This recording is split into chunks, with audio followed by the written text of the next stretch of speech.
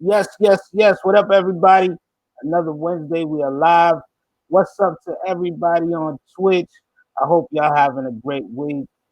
Hump day. It's the walkthrough day. We're live here on Twitch. Everybody send your questions. We got a real great night tonight. As all our nights are great, man. I want to thank all of the guests that just stopped by from Will Smith, Snoop Dogg. Last week we had Mulatto, Timberland, so many greats. Jack Harlow, DJ Drama, so many, man. I want to thank everybody for their support, everybody that's come on as guests, everybody that's been watching. And tonight, we got two generations of hip hop. First off, we got the Funk Dot Spot. That's right, man. Redman, one of my all-time favorites. When me, I'm a hip hop fanatic. I'm in the culture, and when I just think of artists that I have actually just listened to the most in my life, Redman top five. I'm a Reggie Noble fanatic, man. All the way from what the album to like right now with the Smack the Ish out of you record that he just dropped in January. And then we're gonna take it to Texas. We got a young guy, his name is Bobby Sessions, new artist on Def Jam. He's in a perfect position to be the new flagship artist on Def Jam. He has a lot to say. Um, very, very poignant social commentary, and I'm looking forward to interviewing him later on. But first, we got to start off with the legend himself, Reggie Noble, Redman. There we go. Let's go with Red, what up, man? it. Ain't nothing, bro. How Always, you, bro? I'm great, man. Always great to see you. This is the walkthrough where we celebrate our artists, man. You're one of my favorites. I tell you that every time I see you. And I Yes, tell sir. you one of my. Oh, go ahead. I ain't saying nothing. Shit, I'm listening. One of my I'm favorite listening. Redman stories, man. 1992, I moved from New York to VA, man, and I kind of didn't want to make the move. I love that we made the move in retrospect, but at the time I was a teenager. I didn't want to make the move, man, and I was kind of pissed off. But as I started going down there and started just hanging out with my friends, one of the tapes that my man Junior he had and I had, and we always used to ride to that What the album, man. That was one of the records that Ooh, I wee. damn near, man, I damn near like had to get new tapes every 2-3 months, man, because we used to play that joint over and over. I started going to the parties as a teenager, man, and they used to play that How to Roll a Blunt so crazy. Time for Some Action, Yes, of sir. course. Just like so many classics off there, man, and it still holds up. It still holds up to this Oh, day absolutely. as a classic. You was 22 years old, well, probably younger than that, probably 2021, but it came out when you was 22 years old, man. What was that time for you like making your first LP? Um. All right. Well, first, I like to before I get into that, I like to really just announce like why I'm here because I want to save the good stuff for when I do drop Muddy Waters, the album, and that is coming soon. Um. But I'm gonna get right back to your question. I'm gonna let everyone know why I'm here, why I'm starting off. I'm here because I collaborated with TrackLib on their Yeah, platform on samples. And just to give an overall introduction to it, if you don't know what TrackLib is, it's a platform where you can actually go there, check a sample out, use it, and pay for it right then and there. And that saves a whole lot of pressure for guys like me, Pete Rock, Eric Sermon, Rockwilder, that love samples, that use samples. So now we're looking for the hottest producer because we think we need a balance in hip hop. All the beats are sounding the same, and it's a lot of producers that's, complaining about it. So we want to get them in the game to make a difference, and plus showcase some new talent. So if you got some talent on the beats, if you know how to produce a beat, go to the tracklib.com/Redman. Choose a beat, choose a sample, use that as a beat, that sample, use it in a beat, and submit it before October 1st. So go to tracklib.com/Redman, submit your beat using the tracklib sample, submit it before October 1st, and you'll be eligible to win prizes, possibly do a track with me or anybody in my crew or anybody that tracklib will have you working with. And it's really good. I'm using one of the tracklib samples on my album on Muddy Waters 2. So I'm not even just talking about it. I am about it. Let everyone know, Muddy Waters Part 2. Gee Mm-hmm. whiz, boy. Now, getting back to your question, that time frame of me building that album, look, just to let every young artist know, the best part of your career is not when you made it, because when you made it, it's a congratulations, it's like a relief, like, I'm here, I did it.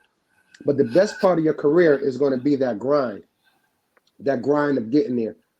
And with that little time between 1992 when I dropped What the Album and me grinding with EPMD the couple of years before that, going on the road, carrying bags, building my craft, building who I am as an artist, was the best time because I was actually finding my niche, learning while I was on the road with EPMD, even though I was carrying bags, but I was in my room, I was in there working, I was writing, and they would allow me to come out on stage for 5 minutes on a show, just to showcase me.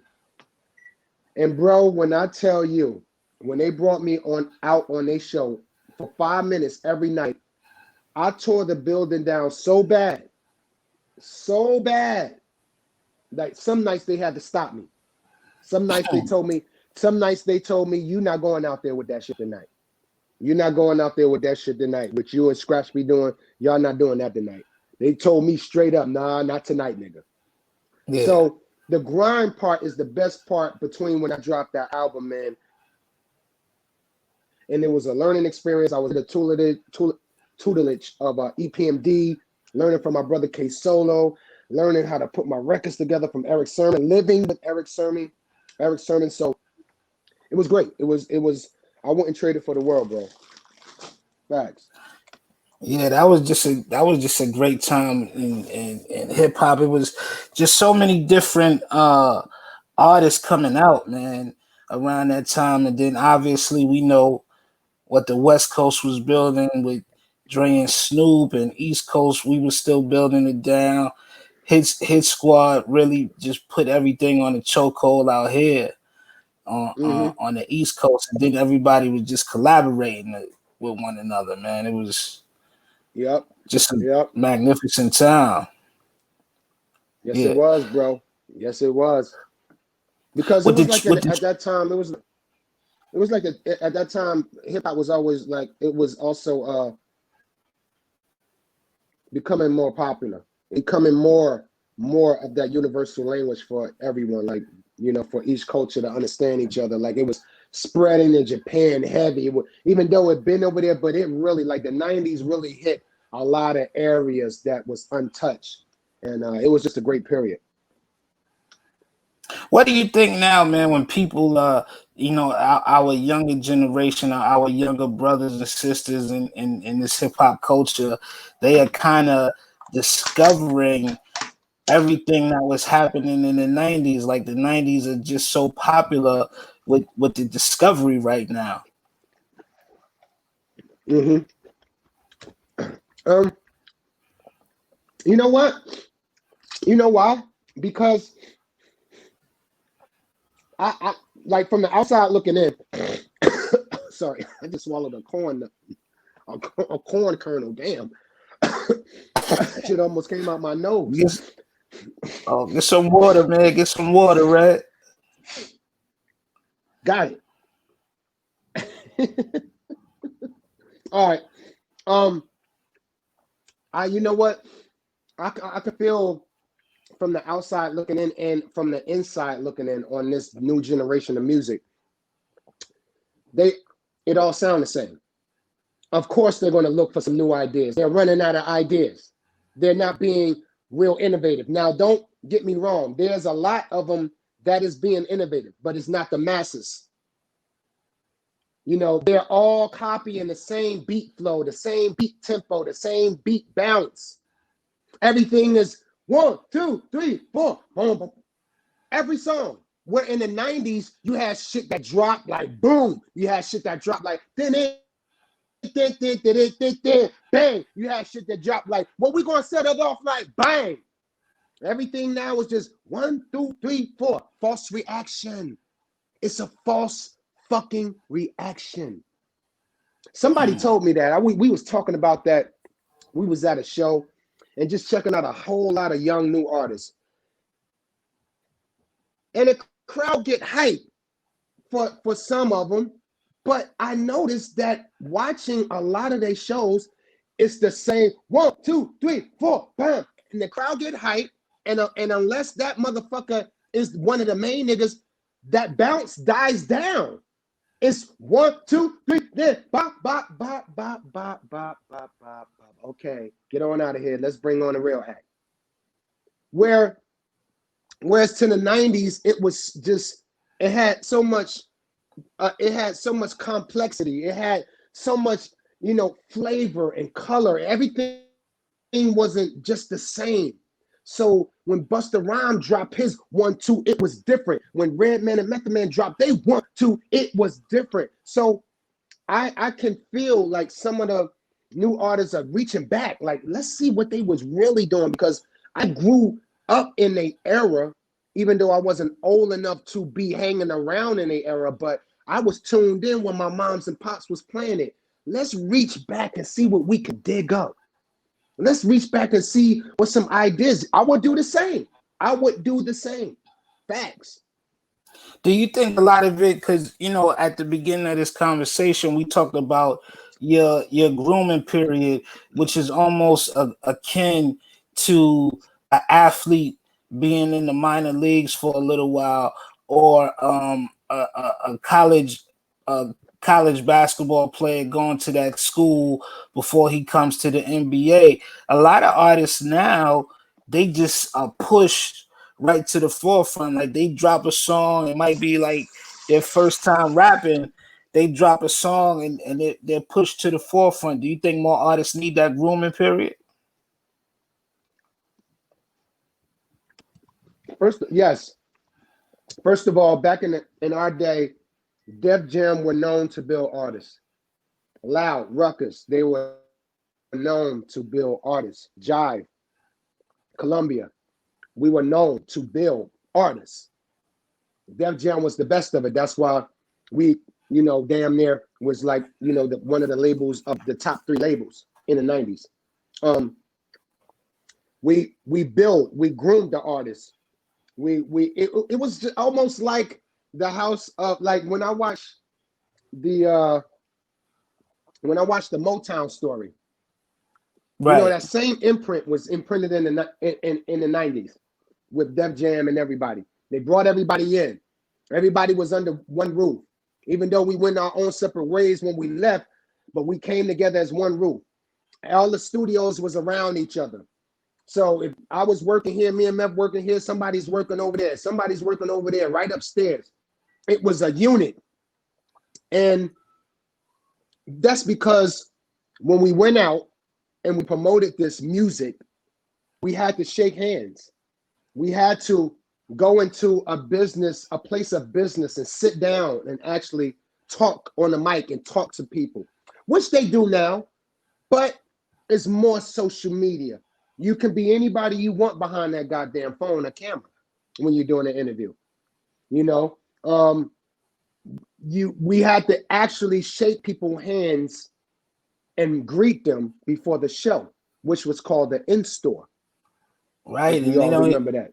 They don't even have stores anymore. Exactly. So I'm just saying, so that all that implemented gave us a sort of mentality structure on how to move and how to be successful learning from the label, learning how to talk to people, learning to meet other people that was working our product and actually be nice to them.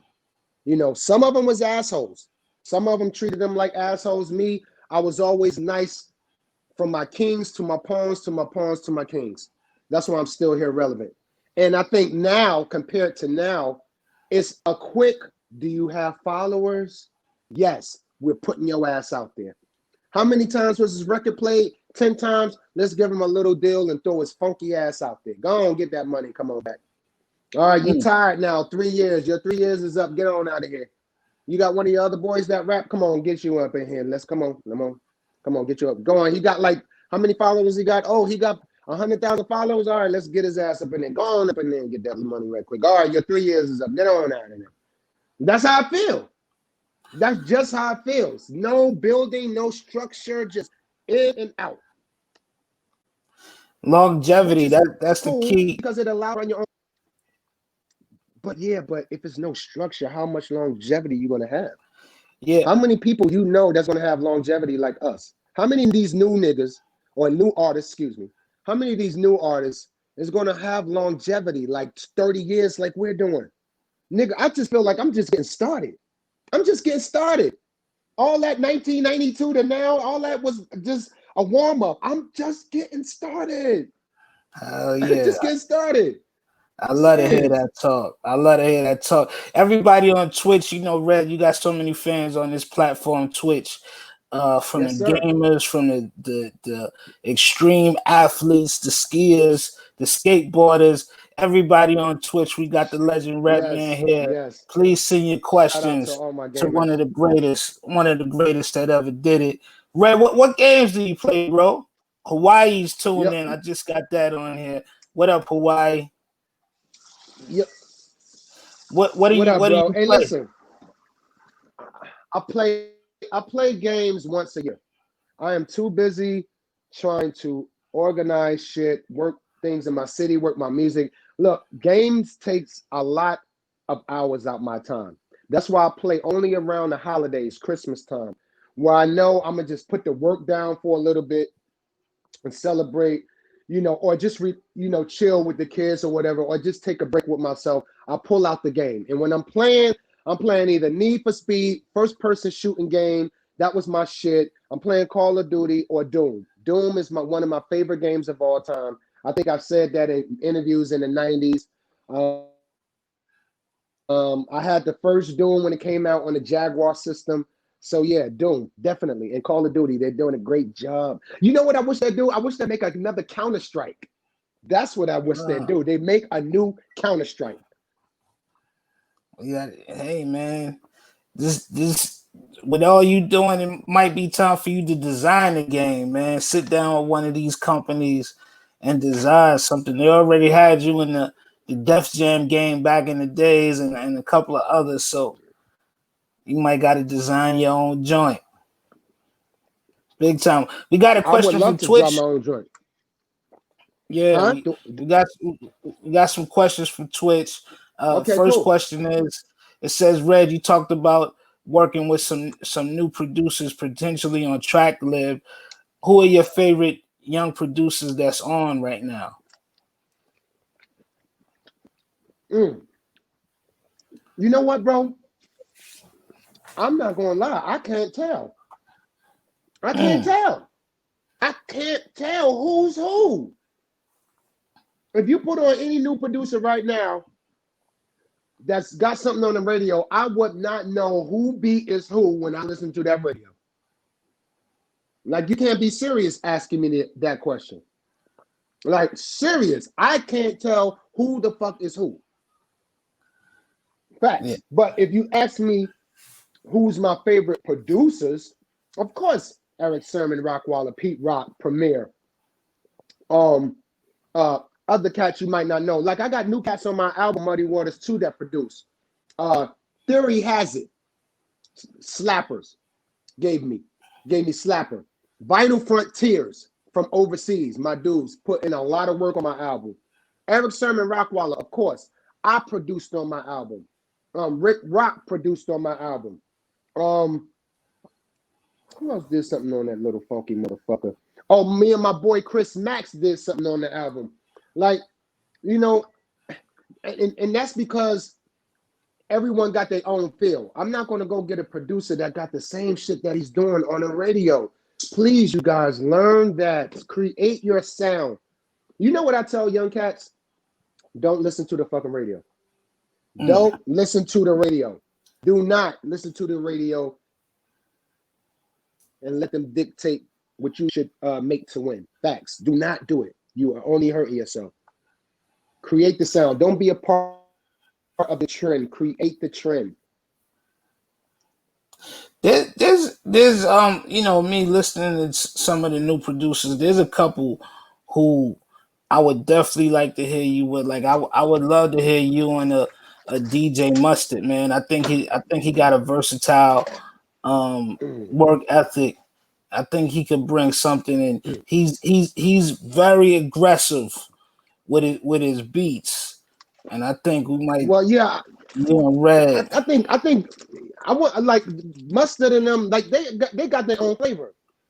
And Yeah, maybe let me rephrase that then, because like dudes like DJ Mustard, they got their own flavor, and I salute them on that. It's just that when I turn on the radio, bro, and I hear songs that's going back to back to back, it's like, all right, for example, if a dude in a club is mixing nothing but new shit, he don't have to do nothing but let the shit play because it all sounds the same beat pattern. So those dudes is who I'm talking about.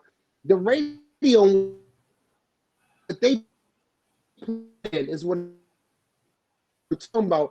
Now, don't get me wrong. Some dudes do have flavor, but it's not like, wow, well, that nigga, I like that new shit. Maybe I need to do more digging. So I'll weigh that out on both ends. Maybe I need to do more digging and see who's out there. But shit, bro, like I gotta go find it. God damn. yeah. Denny Von Boom on Twitch says, "Have you been approached about being a part of a new Def Jam game, or was their social media page saying the new game is coming, just bullshitting us?" Mm, that's a good one. I haven't been approached yet, but I heard it was in the air. I heard it was in Yeah, there. Somebody was throwing that back up. Because bottom line, Def Jam did tremendously well on them games.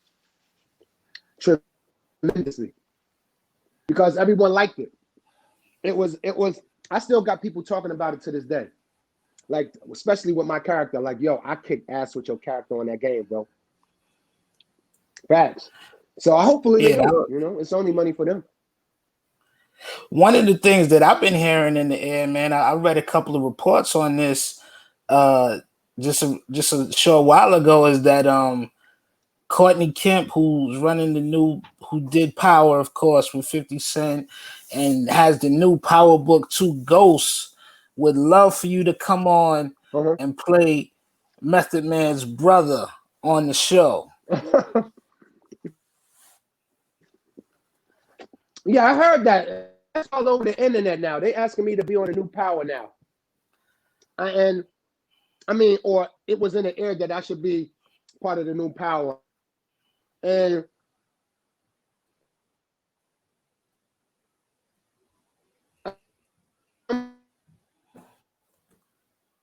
that's Got a something little I might signal issue with Red. consider, like, but he said I would kill him. Oh no, I'm here. I'm here. Okay, Yep.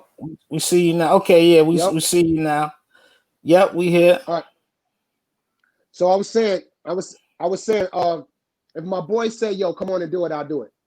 But you Yeah, know me, I tell everybody I don't want to act, I want to direct. That is my goal. And I'm gonna be behind that camera. Facts. I'm gonna get behind that camera. And I'm gonna shoot our own movie. And we're gonna own that bitch. Facts. I'm not playing no that'd be game. incredible. What type of movie would you want to do, man? Would it be like a drama? Would it be a comedy? So many different directions I could see you going in. You didn't did horror movies before, man. What would you like to direct? And who would be It'll your be dream cast? If I it say you got an unlimited budget, you could get 5 actors for your dream cast, what would it be?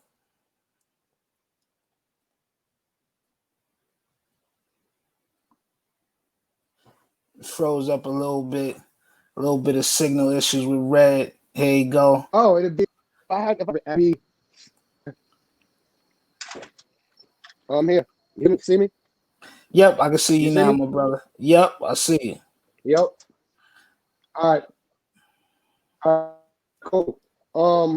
Samuel, Bill Murray, um, Samuel, Bill Murray, uh, uh, um, oh yeah, hold on, you motherfucker.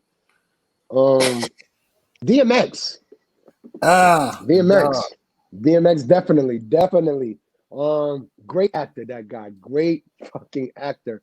Like people don't see what I see, bro. He is tremendously fabulous actor. He just don't know.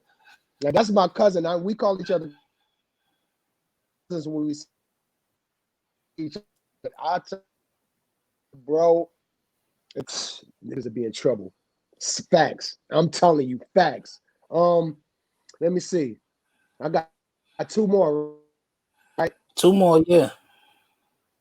Um, um, you know what? I would oh, Ben Stiller. He's one of my favorites. And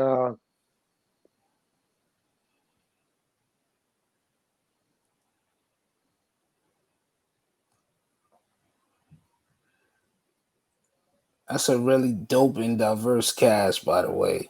one more.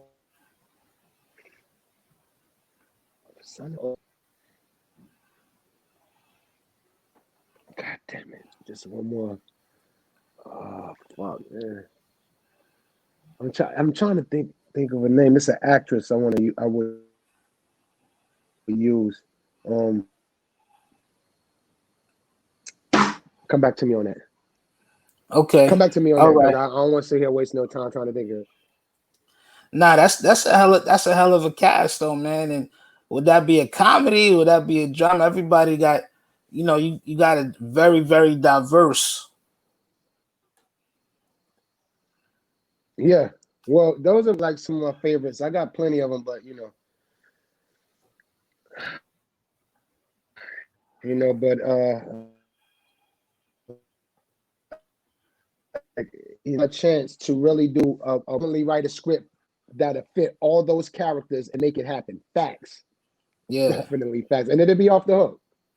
It'd be off the hook.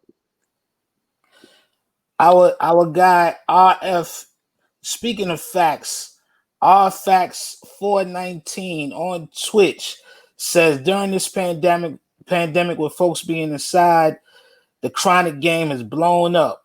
How have you been enjoying being indoors?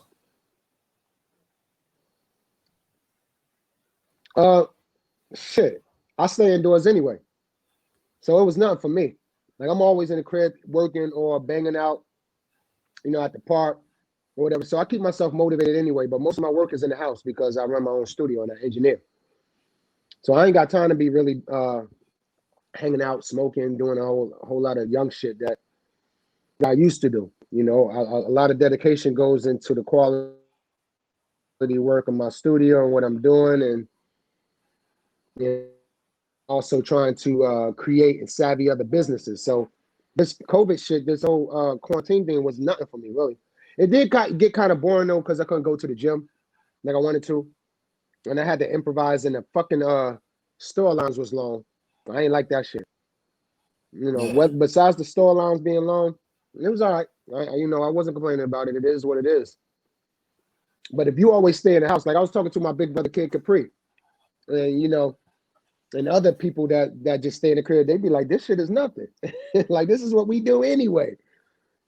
So This is a very, very focused Redman. We saw you during the pandemic. The pandemic is still going on, but we saw you celebrating your birthday in the studio. Red turned 50, hitting that milestone. Congratulations to you, brother. And we got yes, we got sir. Half a century, bro. Yeah, man. We got somebody here who's always been a integral part of Redman. Oh, pause. They said he's not here. Okay. It's all good. Okay, he's back. We got the Green Eye Bandit. He wanted to come through and say what's up to you, man. Sermon. Yo, Oh shit. yo. Hey, yo, hold on. Yo. Dallas is setting it up for you, Reggie. Hi, Reggie. Reggie, you see her? Hey, Nisi, how you doing? Yeah, I was there. How you doing, Nisi? Oh, Can you say hi? okay, yeah. I Because he mean, loves me. he doesn't love you. Get out of here. Ah! Doc, what Hey, up, Nisi, homie? you know I love you. Hey, no, what's up, big bro? Nah, man. Just, Yo. I heard you go. You see I'm I here heard you gonna be promoting. You on see I'm Power, here man. promoting. Yo, you nah, bro. Nah, this is all over the news. Bro. That's what we doing, It's all bro. over the news about. No, talk about Power, about you being Method Man's brother named David. Oh, they already Yo, gave bro, you a name and Power's everything. gonna pay for their shit. Power's gonna pay for that interview. Let them know why we really here. Okay. Yeah. So I mean, Eric Sermon, Redman, man. When I think of some of the great duos of all time in hip hop, of course we think about Guru and Premier. We think about Dre and Snoop. We think about Puff and Big, and of course the Hitmen too. I gotta give them their credit, but Eric Sermon and Redman, so many just bangers y'all done gave us, man, through the years. How did that Yes, sir. chemistry start forming? Like, from what the album, There's a Dark Side, which is my favorite Redman album. I know it's up for debate, but There's a Dark Side is my personal favorite Red album. Right. How did y'all formulate just that chemistry? Just Yeah, but those didn't like before the Redman album. There was EPMD album first. yeah. EPMD albums were made first, so he was on the third album with Hardcore and Brothers on My Job. So that was, and Hardcore was this teaser leading up to his album. So from the EPMD album going up to Automatic, I just made an EPMD album version, but by doing What the Album. That's all that was. And so we was clicking from before that. Don't forget, Redman lived with me in my apartment, and then he moved with me to my home. That was Absolutely. crazy. Absolutely. What type of roommate was Red, man? So nah, I mean, basically, Hey man, listen. Reggie was on his turntables.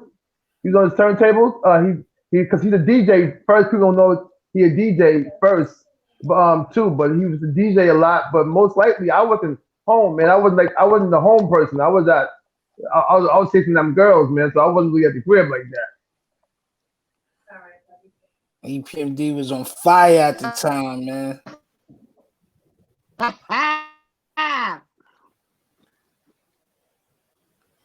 Yeah. EPMD was on But I fire at live the with it. time. One of y'all freezing. Yeah, it's Red. Red, you Hey, freezing a Sha, little bit. The signal. No, I ain't Yeah, freezing. I'm still here, Eric. no, but you're freezing too, Sha. Am I I ain't freezing. freezing? That's you freezing, Sha. Okay. How about now? We doing it virtual. We doing it Yeah, virtual. yeah, We yeah. But This it doing wasn't virtual us. It shit was you. sucks. See It does. the Death It Squad does teaming up sometimes. on It me. The does. Death Squad teaming up on me. Death Squad teaming up. Eric, tell me about this TrackLib project. Yo, I had a chance to see EPMD perform actually at a TrackLib event a couple of years yeah, ago. the first party we ever had. Yeah, and now Red is in it, man. Tell me about giving this platform a alley oop to some of these new producers that's out. Yeah, I think that when I first met up with Pay and Par, they came with me with the idea like again about two years ago, about 3 years ago, and I said yeah, I was down with it because I thought it was dope. I thought it was dope that they was able to bring the sampling back into music. Don't forget, sampling got messed up. Redman was one who got sued a lot. Biz Markie. People was getting sued a lot. You know what I'm saying? And getting a lot of money from those records that we were sampling. So once the young people came in, they said, forget about all that. We're not even going to use samples. So that's why we have all this music that sound like this, that has a moment but no soul and no feeling. To me, it doesn't have a soul there because the essence of hip hop, no matter what, comes from sampling. Even though it evolved, sampling is the culture of what hip hop is. So with Tracklib, they like Yes. yo, they went and publishing people. Now they up to like 200,000 records from they got Isaac Hayes catalog now. So they got all these catalogs now. So now they made it affordable and easy for you to clear a sample in 5 minutes from just watching the site. So you can clear your samples That's and right. get everything taken care of right there on that format. So it just they made it dope again for you to sample without having the aggravation. That's what Tracklib is. That's really dope, man. I asked Red this earlier. I'm gonna ask you, like, who's some of your favorite new producers that's out right now? Well, they ain't new. I like Illmind, I like Hit Boy, of course. Um, um, those are the ones that come to mind at right now. But Mustard still hot. People they still doing their thing. But again, I'm gonna say the culture of Ninth Wonder, Price, Pete, you know, those type of the era of hip hop producers. Yeah, I told Red earlier I would love to hear him and Mustard just collaborating, just I because told you we of can't just name. the aggression. No, he can because if it's the West Coast slap of the 1-2, then that's what he come from. That's what we did. They just making it sound a little different though. But if you're going to go do the clap inside the music, that's what we come from that. Yeah, we got people from Greece shouting y'all out. Greece is in the building. Europe wanting to Yeah. definitely know, and I'm sure y'all can't answer this question right now, but they want to know when the Death Squad is coming to Europe. Ooh. Here when COVID's over. Hey, Yeah. Doc, yo, I heard you, yo. How you get that Jane beat? That wasn't. That was a mess up. How'd you get that? Rock told me about that other How did night. you know I used the JB? Nigga, I was gonna Rock send told it me, to but you but but and I ask you where did you get it from? it was on a You little made it sample. and you looped it. I know, but I didn't finish it. I was trying to finish the record because I just got the little piece from a sample album. Oh But I shit, would you never don't know? gave that to you. No, it's on a sample album. That means Why? a album of just somebody who just was doing pieces of samples. Not it was public domain. It's not like from a So what can record. I It do was with it? from a sample album. You can use it. It's public domain. I got the public Oh, domain album. oh, okay. See, this But this the I Oh, didn't. trick all for right. the trade. No, but I would have never gave you that. No, no. I'll tell you a perfect example. On the Red Meth album, it was a track they did called You, right? I put You, the beat, on Redman's beat CD by accident. From that. That wasn't supposed to be on the CD, but Reggie them Wow. used it. So Why? I never, because I didn't make that beat for y'all to Why? like. I told you that. I put the boom, boom, boom, doom, doom, doom, the You mad crew up in the house. That beat and those was supposed to be on that, but not that you, I doom, love doom, that but that wasn't sample. supposed to be on there. You was one of the best records. are you kidding me? Come on, I know, E. but on my Come children. That's why I'm saying about the J record. I would have never gave you that beat. I'm wondering how you got it, unless Rock had it. It wasn't done.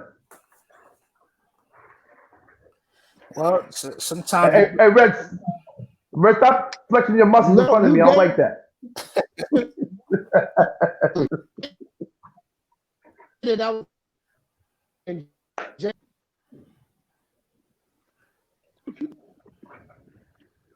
Yo, bro. Okay, So if it's he's public chopping domain, I up. can use it on my album, right? Yes. The same thing when I use public domain for the symphony, public domain for KIM. It's one of those type of things where you can it's like a DJ record, whatever. It's like, on the white album, like a white print. I hope y'all producers are taking notes. I hope the producers are taking notes right now. Hey, I tell you. Oh yeah, we're talking about Muddy Waters, y'all. We're talking about Muddy Waters album, Muddy Waters Part 2. What we talking about? I We definitely need that, Red. I can't give him juicy shit on the track. I told him when I dropped Muddy Waters. They heard the record. I was just saying, only me and you know what it is. Oh, we gonna get to the bottom of this. We got a guy who may have some information about that record. Dev, bring him on. We're gonna get to the bottom of this. Man, that Jane record. Oh no! That Jane record is crazy, man. Hey, yo, Shot, you didn't say you called Rockwilder. You didn't say that. You didn't say, yo, Rock, what up, homie? We got some stuff. What's good? Hey, Rock, I ain't get my dance machine yet. Family on this mother. What? Look like the Partridge Family bus, right?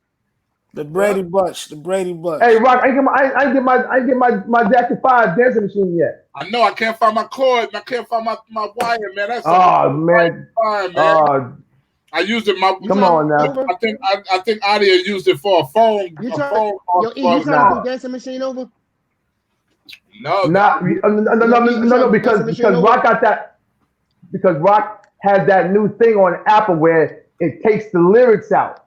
So don't forget the way Jay Dilla chopped it up. The words is in it, but if you have the doom doom doom by itself, the way that loop is, it's fantastic. Yeah, man, this is a real behind the scenes on producers. We got some of the best right here. Eric Sermon, Rockwilder, Red is even nasty on the beats too, man. He's such a trained MC. People may overlook that he's a dope producer, but Red is but there's a dark side, like which is some of the favorite underground people that like that album was mostly done by Doc. I know. I tell Red when I see him, I'm like, Red. And then some weird motherfuckers. I go to your shows and you don't perform hardly none of it. None of it. Like, nothing. Hey, I asked him one time. I'm like, yo, why don't you do? I asked him. I said, yo, you don't do Whatever Man. He's like, no. What even Whatever Man he don't do. But Dark Side, none of it. I would at least walk out to the intro. No, you don't. You stopped doing that years ago. I would come out to the Dark Side intro every night. I mean, you got so many gems on there, man. Like I said, Red, and I got to speak to my team. Maybe we could even do a special concert one night. There's a Dark Side. I mean, we didn't miss the anniversary. People love that album, B. They love it. The underground people. That's his Pink Floyd album. That's the Pink Floyd album. If you do a There's a Dark Side concert, I will not be there. I will not be there. I don't know one lyric off that album. Besides Rockefeller or Rockefeller Remix. Well, do you have I want to ask all three of y'all, before we wind things down, do y'all have a favorite Redman album? I start with Rock and Eric and go to Red. Favorite Redman album. Crazy. Rock, tell the truth, Rock. Tell the truth. Yo, wow. It's not my favorite of all favorites. Yeah. Right. It's crazy. I have different styles for each. The the most breakout album that I've ever heard was What the Album. I've never been possessed by an album ever. That album possessive. But then the most creepiest album is There's a Dark Side. But the most evolved, he went to another level is Muddy Waters. Muddy Waters, a lot of hits on there, man. And then Dr. Name was polished, it was so polished. Yeah, it was. Yeah, Dr. Name was so polished that it reached the meter. Like it had if I had to put it on a meter, it was like the highest of any meter album that you can get. Like it has to be like when you think of rap albums that actually hit the meter, I think Dr. Name hit the meter. You know what I'm saying?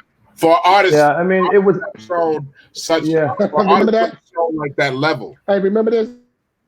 But Rock, he said you named three of them. He said one. Hey, yo, you doing this? The one I think the one that I will always have to hold close to my heart is What the Album. What the album? Yeah. What the album did? What I saw a revolution. I saw that album. That album had a revolution. I remember when we all went down to. We went to Washington. Nah, relax, Reggie. Sean, no, come on now. Favorite Rockwilder song. It's the Rockwilder. No, favorite Rockwilder song that Rockwilder produced. He said the Rockwilder. Who, me? Favorite song that Rockwilder produced, Sean. What? Rockwilder and the one with Beans and Jay. I'm talking to you, Rock. I'm asking Sean. Oh yeah, Do It Again too. Yeah, Oh yeah. Do It Again, Rockwilder. And of course the exhibit. My favorite Rockwilder. No. Oh no. Oh, you do? Yeah. No. Oh no. Wait a second. Oh no and what? Oh no and Not Guilty. My bad. Take that back. Not Guilty is my favorite. That's what I did. That's Not Guilty. I don't know why. Mine's is Do It Again, and If I Get Locked Up Tonight with Eminem. Wow. Get locked up tonight. People don't know Rockwilder did that. Mine is Everybody's Crazy by Nas and Case Closed. My favorites. Damn, I didn't. I feel bad because I didn't even know you did Everybody Crazy. Now that Everybody's Crazy by Nas. He started that. Now Sin Ben Oladula. Oh my God. Yeah, that's my favorite. For no, but I didn't know Rockwilder did Big Pun either until and I'm with this nigga. I'm like, you did Pun? I'm like, I didn't know you did the record. I just Red didn't know I did Locked Up. That was the shock. I came up. What? I made it happen. I came up with him and Nori. I'm like, that don't sound like he would sample those horns. Like I couldn't keep it versatile. I didn't think he would sample something like that. Yeah, that Red didn't know I did If I Get Locked Up. That was the crazy one. Me neither. Favorite EPMD album. Business as usual. Every last one of them. Business as usual. Every last one of them was business as usual. Business as usual. You know, I mean, it's so crazy because why everybody picked that third one. Everybody goes to that third one. It was like Redman, Muddy Waters because it was hard. It was hard. And Reggie, it was manslaughter for Reggie. Yeah. Manslaughter. Oh, God. Yeah, that was, manslaughter. I used to wait for them horns, for them strings to come in on manslaughter. Yeah, he used to be going crazy. I'm like, yo. Everybody say the third album. Everybody say the third album. Yeah. That's what you said, Sean. The third album. Business as usual. Yeah, business as usual. Jesus Christ. The cover. Business as usual was hard, bro. The cover was stupid. But all of it though, because I think Reggie because again he had Brothers on My Jack and hardcore came from that. Yeah. So that he was elevated from those. Yeah, he was on that album for real. Red was on that album. But again, going back to Reggie, What the Album is my favorite though too. No matter hands hands down for me. I don't know why. Yeah. Yeah. You right, I Rock. had to choose. What album? What the album? What the album is the album, yo. You know what? It is. You know what? I used to play like back to agree. back, just nonstop was Reggie Noble versus Redman. Like that was Redman versus Reggie Noble. Great. Same thing. The concept of that, Jesus Christ. And for the people who haven't heard, Red was. And Redman produced that one too. Jeez. That's the only one. That's the only one I ain't touched that. I ain't touched that. Word. I ain't touched it. Conceptual. Even that boom, doom, doom. Oh yeah, boom, doom, doom. Oh yeah, the sample. I ain't had that loop. That sample. That album. Yeah. Boom, doom. Oh yeah. That album's still. Hey, so yo, I want to ask, who's part of the track lib committee? Because I heard there's other producers besides you. I'm the only one with shares, homie. Nobody else. Nah, yeah. Nobody. I heard somebody else is part of it. Like I heard like a couple of other producers. I forgot the name, but homie was telling me that it'd be new to me. You talk about in the early days of what? Prince Paul? You the only one. Prince Paul? I don't know nobody else that got no shares that I know but me. Unless something else happened after me. Oh, okay. Unless something happened after me, Doc, you might be right. I just don't know whatever came after me. I just know that I was the one that got it. Oh, okay. But Ludacris, Ludacris hit me up and said that he said, Eric, why you telling somebody that you own the company? I said, because I don't own the company. He said because his new album, he used 9 songs of track list on Luda's new CD. Oh, what? That's dope. Yep. Breaking for somebody said Back in Business favorite EPMD album. The Twitch audience they hear they giving their feedback, man, and you know we got a lot more tonight because Eric and Red don't know, but we got Rockwilder. He's actually gonna DJ a set tonight. He's gonna play some of the all-time favorite Redman joints. He's gonna play some of the EPMD joints. I think he even gonna play some of Keith Murray joints too. And he definitely gonna play some of his, man. Tonight, like Rockwilder is also one of the biggest beats. I chased him down at the Whatever Man video. He wouldn't give me the beat at the Whatever Man video, but the joint is that's one of the biggest things that I know about that Rock did too. That was if the Rockwilder wasn't made, if the Rockwilder wasn't made, the joint would have been the biggest. Yeah. Joint was big. Joint was serious. The joint was serious. We on a real trip tonight, man. Legendary figures, like I said before. Yeah, remember like when? Hey Reggie, are you over there eating fish and salad or chicken and salad? Yes, I was eating fish, shrimp, and salad. No, I see you. So I saw Reggie came to the studio. Rock, you was with him, but he had his biggest motherfucker. I'm like, this nigga out here, this nigga doing a lot of work. Yeah, that nigga a lot of work right there, right? That nigga look like that nigga arms look like DMX's Dark and Hell is Hot. No, because I know that on TV it's gonna look like he wanted to look on TV. See, I got the. Did you hear the new news, Rock? That he's playing Method Man's brother in Power. I heard about that, bro. He put it out there. He doesn't know about it. He's trying to play it off like he don't know. Yo, bro, getting that contract right. Yo, that Redman shit been fucking up all night. Your shit is bad. They said Red got cricket wireless. I thought it was Shaheem at first, but now I know it's Reggie shit freezing. Yeah, he getting it's froze, right? Yeah, it's froze. But all you know, we got him coming back. It's froze. He froze. Red got cricket. They said Red got cricket wireless. Nah, it's all good, man. We got Rockwilder. He's coming up, everybody. We All right. gonna spread a little bit. We got Rockwilder coming up. He's gonna DJ. Yo, Everybody on Twitch is going crazy because they haven't seen a moment like this before. Redman, Rockwilder, Eric it took red Sermon. off. It took red off. He gonna come back. He gonna log off and come back on. I'm gonna ask both of y'all since I got you, and we got Bobby Sessions coming too. Bobby Sessions, a new guy. He's on Def Jam. He has a lot to say. Big political, big social commentary. We like to bring all generations together.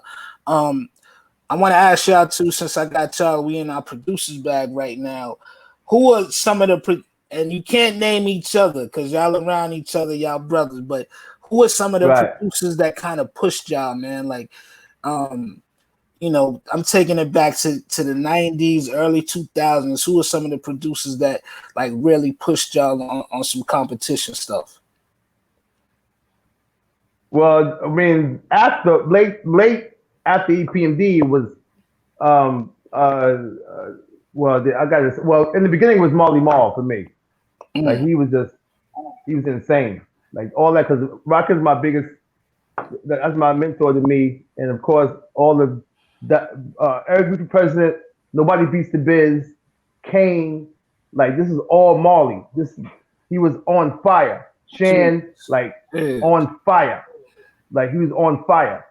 So I don't know nobody. And then Jam Master Jay and Larry too. Because the Vinces of Slick Rick was incredible. The Government's Dead. Larry was, I wish I would have met him. He's insane. Incredible. Yeah. What about you, Rock? I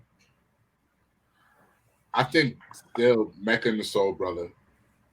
Mecca and the Soul Brother, Pete Rock, Pete Rock too, yeah. Tribe Called Quest, Q-Tip with his wildness, Prince Paul, Bomb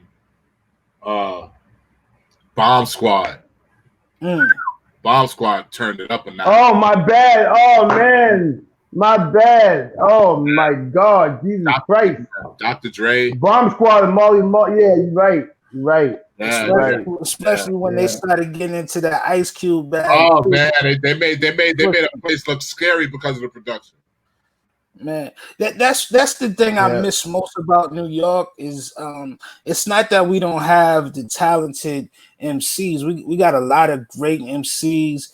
Dave East is my guy. I love what he's doing. I love what Young M.A. is doing. Pop Smoke, rest in peace. I thought he brought a whole new energy. Fabio is bringing it. But I think the biggest thing that New York is lacking is we had a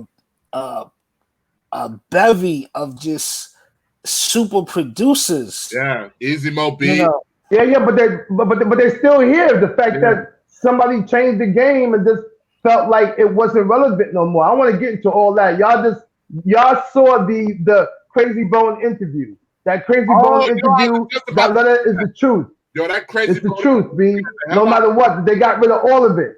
It's all about negativity and what to sell and make sure that this doesn't get played. And we're gonna push this. I believe all of that, and I heard it before that. No matter what, they made sure that they got rid of that part of hip hop. Because come on, you got to think about it. The integrity of it, and I see a lot of producers, a lot of dudes posting producers up here. Yeah, Easy Mo B, Lord Finesse, Buck Wild, Looking in the Crates. Wow. All of these people.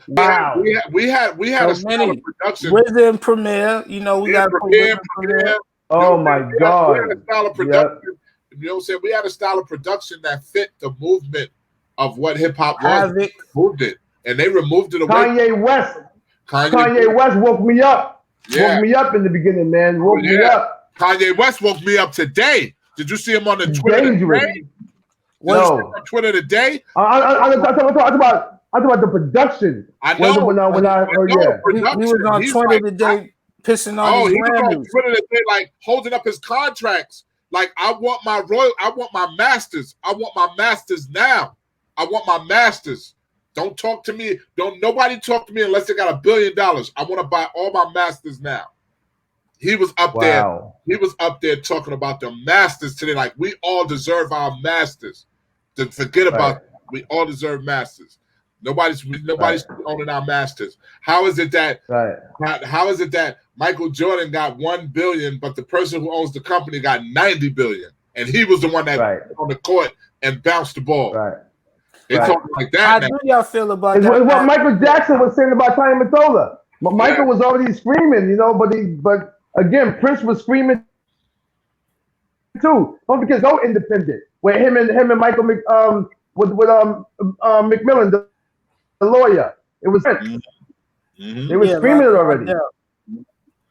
Like Eric, let me ask you, man. Somebody who we know about the industry, the industry that you built with PMD, just with the Hit Squad. Somebody who's been highest of the high on a major label. You've done independent work. Rock, you've done both. Like, what do you think about what Kanye is saying about how unfair these contracts are? And right on cue, Redman is. Yeah, but they've been like that though. They've been like that. From day one, the contract it's never changed. Nobody had a good contract. Everybody made their money off the rock people who you see, the people who got rich, like rock people who toured for a whole year or toured for 6 months. They made their money on touring. The contract was never made for the artist, ever, never, ever, ever. The only time stuff got right is when 1997 Master P, and then when Master P did the 85%, and then Cash Money was the 85%. But other than that move, it's never been correct. And my thing is this, and I'm still trying to figure out to this day. If the music industry has changed to this digital platform, this was not in our contract. Streaming was not in our contract. So what adjustments was made for the .0.0000? That wasn't in the contract. We didn't know this was going to do this. So in this streaming community, what decides the actual percentage? If it wasn't right. That's scary. That's very scary to me. No, but don't forget, Eminem is sued right now saying. They freezing. They cut us off. So that they cut us off. We still here. No, Rock, but Eminem is suing. No, Eminem is suing for that purpose, also saying that inside the contract, there was no digital. I don't know what's going on, y'all, but they're trying to shut us out. They're on us now. Red, real quick, man, before we let you go, man, we was just talking about these contracts in hip hop, man. Kanye West came out today and he was saying how unfair his contract is. He's refusing to do any music until these companies, Universal, Sony, break bread.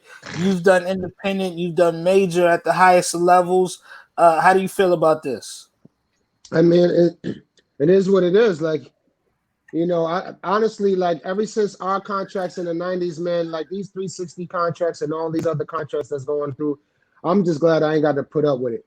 And like I said, if you ain't got your lawyer together, if you ain't got your team together to put together the right paperwork to cover your ass for the future, you basically fuck.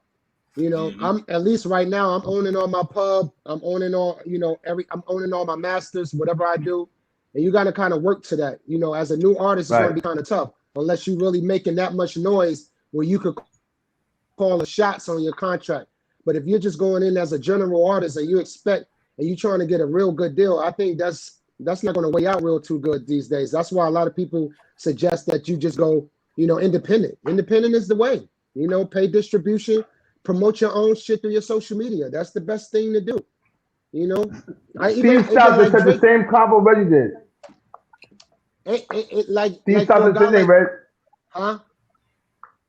Say again? No, Steve Stoute said what you just said. Steve Stoute said the same thing. Right now, it doesn't make no sense for you to do that. You go independent. It's the best way. And wait for Drake to say link in bio. I know, right? Yeah. Yo. Yeah. If they said if Drake go independent, Shaheem, the whole game is messed up. If Drake go independent, he's crippling the music industry. That one man. Wow. Once Drake says link in bio, the world COVID happens again. Musical COVID happens. I can see it Shut happening. down. I can see it What- happening. Drake is huge. He's huge enough to do it. And why would that happen? Because he would change the narrative for how you would see music, because people Right. what they see, and He's he's representing. too big. He's representing from his face, from the playlist, from his representation of his brand. They said he represents damn near almost half of the music industry and streaming right now.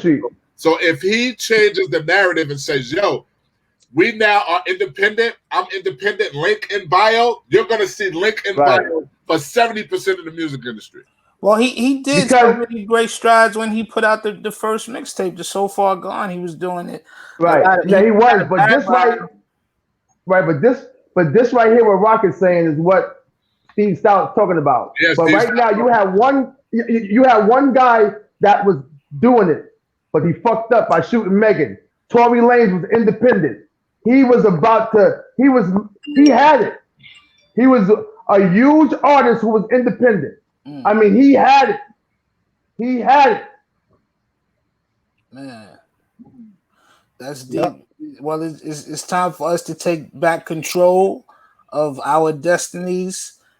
Definitely that now we do. It feels great. Yo, it feels, I ain't gonna tell you how dope it feels, B. Like, I ain't gonna give you what I'm making though, but like I said before, like doing this independent and knowing too, and don't forget, we gotta learn. Me and Doc don't know about all the ins and outs yet, but we learning. And once you get it, then you become them. Yeah. Because all the label is, Shaheem, is a loan. Like Stout said, it's a bad interest rate loan too. The interest rate high, it's a bad loan. All it is a bad loan. Well, we could do it ourselves, man. This is what these digital platforms are on. You know, me and Rock, we talk a lot, man, and he sees some of the stuff that we've been doing independently. Congratulations on this new Muddy Waters album, Red. We definitely waiting on it. Last thing I gotta ask y'all, man, on another serious note, Red, the last time I saw you in person, we was talking about the late great Jam Master Jay, because for people who don't know, Redman was Jam Master Jay's favorite rapper. We got that. Yeah, I never knew that. I never knew that. I knew that. Me neither. We got that straight from somebody who is close to JMJ, and you know, Redman was his favorite rapper. The murder of Jam Master Jay finally got solved. How do y'all feel? You know, in hip hop, these things, people don't know who killed Biggie. People don't know who killed Pac officially, but Jam Master Jay, the murder got solved. How do y'all feel about that? Yeah, it's dope. This is dope for me. Yeah, I love it. Yeah, because it's scary though when you don't know when you don't know that who murdered somebody, because it could be anybody. If you murder Jay, then we all can get murdered. You know what I mean? With security, with friends that you know. That was a friend. He had to get buzzed in twice, not once. He got to get buzzed into the front door and then buzzed in for the studio door. They knew him. Mm. That's scary. That's scary. What's crazy, and I guess my love for Jam Master Jay, I'm just going being that now the leads are starting to get where they are. In Hollis, we always knew what happened. We just couldn't believe what happened. You know what I'm saying? Okay. Yeah, I was going to say believe what happened. Yeah. You know what I'm saying? But nobody said that. I heard because the street got a different. The street got a thing where we can't believe it happened because it was so close. You know what I'm saying? Right. So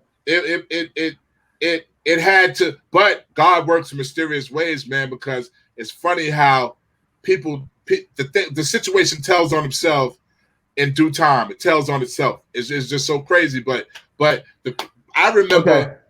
At the funeral and asking somebody, you know who did it? And they said, yeah, we know. Then they looked at me like, but we can't believe the motherfucker did it. So it's going to have to make its way how it makes its way. And it made its way. And I'm happy about that. I'm just looking at the faces like, oh, get the fuck out. Wow, nigga. Okay, Right. now Yeah, you know them. now I understand how that happened. If you were the people that it happened, that's how I was at the funeral. Me and Pete went to the funeral, so yeah. it was kind of like everybody was asking mad questions that day outside. It was mad shit going on outside. The face that bugged me out about that I remember Leo Cohen was in the middle of it, looking at the coffin with his mouth open, and people were tapping to talk to him, and he couldn't even look at them. He was just looking like, I can't believe you guys just killed Jam Master Jay. Like he was looking. I never forget Leo Cohen's face. He looked at the coffin with his mouth wide open, like I just did this. I can't believe y'all did this. Like I can't believe I'm looking at this. I never forget that for the rest of my life. Never forget. And I'll never forget that he was in a coffin, a DJ coffin. I never will ever forget that in my life. He was in a DJ coffin. A DJ coffin, like my joint right there. He was in it. Wow. I'll never forget that. With his Adidas on. Never forget that. Never forget that. Man. Wow. You know, for the people who want to know, it's such a connection because, you know, Jam Master Jay and Run DMC, they was mentors to EPMD mentors to Redman and EPMD mentors to Rockwilder. So it's just such a beautiful community, man. Jam Master Jay will be missed, but I am grateful that we have you guys still here, still contributing to the culture. We got Rockwilder, a DJ set coming up in a little bit, man. Red, I tell you this all the time, man. You're one of my absolute favorites, and I can't wait for you to come back so we can talk about this catalog, man. Because it's a lot of great albums that we got to talk about. Eric, you know I'm an EPMD fanatic. Eric, I gotta ask you a question too, man, because I've been talking about this before we leave, and I know I said this a few times, but we about to get out of here. Migos, I feel that they remind me of Das Effects in the fact that they came out with a style that was so ill that a lot of people in the industry had to bite their style. I remember Das Effects coming out with the Iggity style. It was so crazy. A lot of people bit it, but do you regret them changing up because they dropped the style? They did the second album. They did it quick. I was mad. Yeah. I don't forget. I was already gone, so I was in Atlanta. I had no influence on that, but you're right. They felt that it was so many people that bit them, you know, like 5 or 6 groups. You know what I'm saying? So they feel like they said, "Oh, we ain't gonna do the Miggity on this album," and that's what hurt them. Damn, I wish they would have kept that, man. But all right, we'll talk. We'll talk more, man. I appreciate all of y'all. Shout out to Doc was on here for. Also, you had Doc on here for 2 hours straight. He was on here an hour before us. Nah, he was on like 30 minutes before. Okay, all right. Yeah, man. Yeah, but just to remind everybody, to check out that track lib, man. If you're a producer, you got work, send it to tracklib.com/Redman before October 1st. Use a sample off the tracklib platform and send it in. We will not take beats that's not using the tracklib sample, mind you. So use the tracklib sample, send it in to tracklib.com/Redman October 1st, and get some work in. Facts. Win some prizes too. It's a lot of cool prizes, money involved. So yeah, we're trying to spread the word on this and get some producers in there, man, to bring a balance to the game. Facts. Let's do it. I appreciate. Shaheem. You see my brothers? That's Reggie and Rock and Eric Sermon. You see this? I run tracks around anybody out there. Anybody want it with me? Come get it. That's a legacy. So you saying Eric Sermon versus? Oh, nobody don't want it with me. Nobody don't want that. I don't even want to even. Going to do one. Nah, we were. Yeah, I thought friends. Yeah, we were going to do for charity. That's what we were. We were going to do exhibition. Eyebrows wasn't going to be down because I wasn't going to be in that battle. If the eyebrows was down, I wouldn't have been that battle. I would have. Listen. Nah.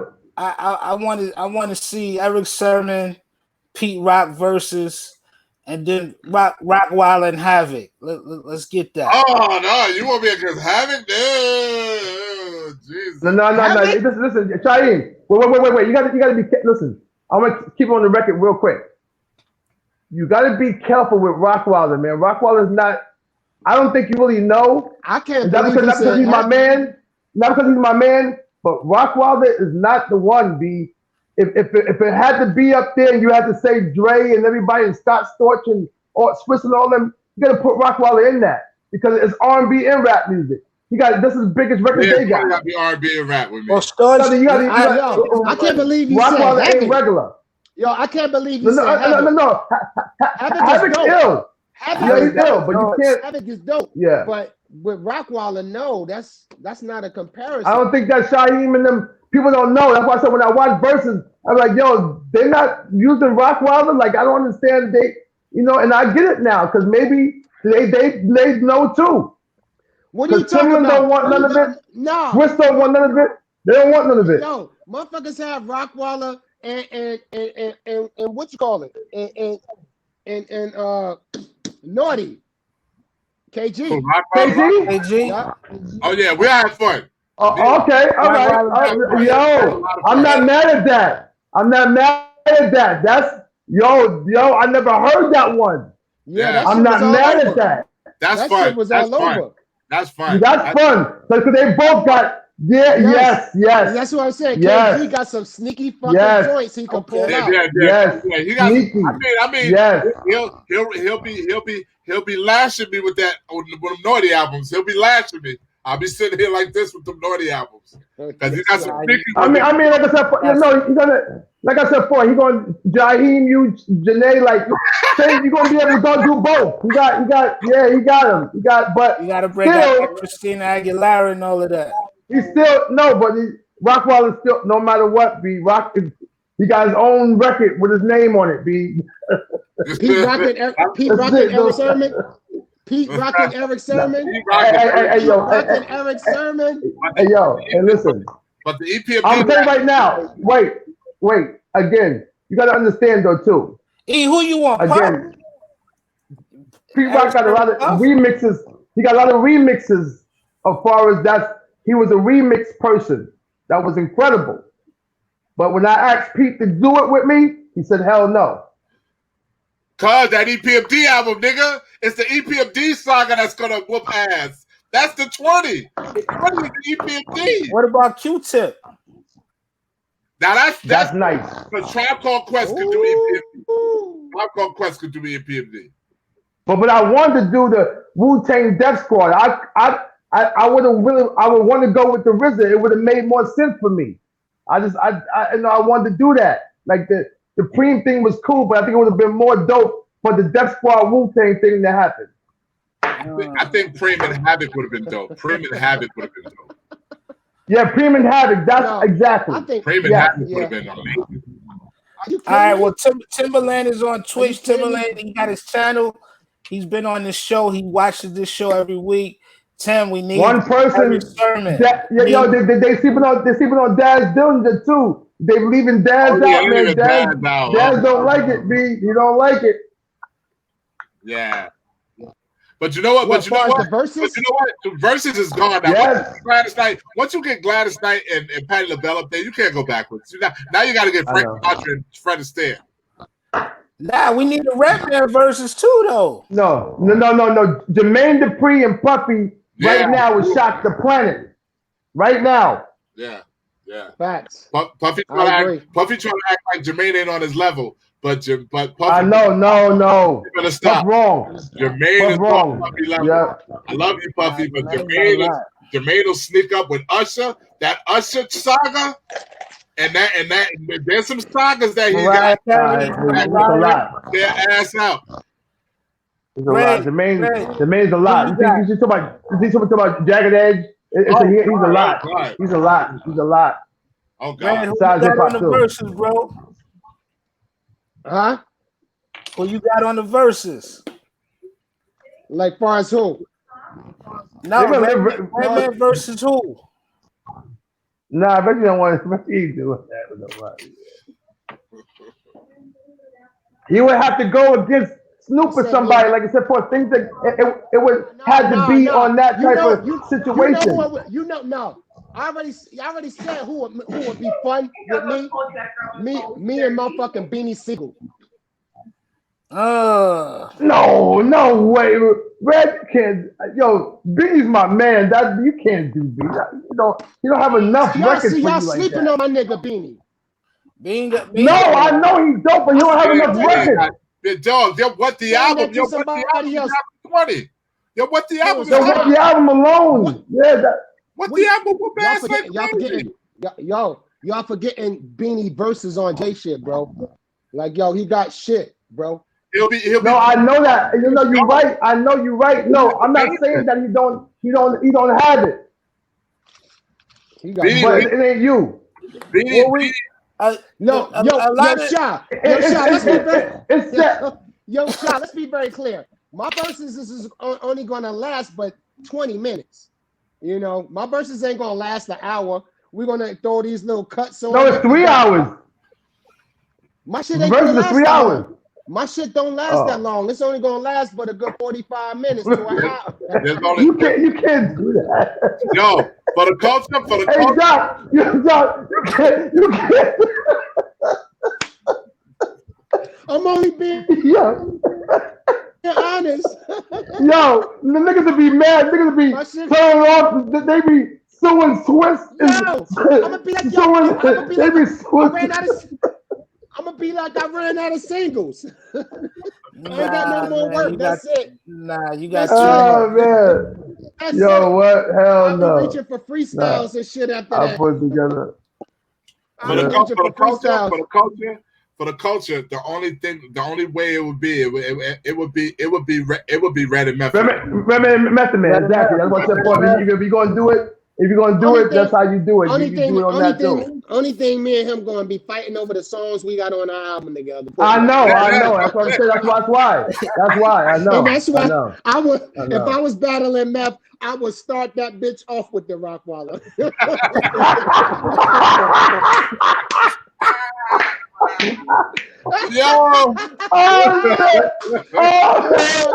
I start that shit off with the Rockwilder. I get that nigga mad as hell. Oh my God! Fixes it. Microphone. Why don't the nigga be like already? Yo, the fans be mad already. Yo, that's funny. That's funny though. That's crazy. Yo, that's funny. Come on over. Already? Yo, that's funny as hell, dude. Hold up, I'm choking, man. That's funny as hell.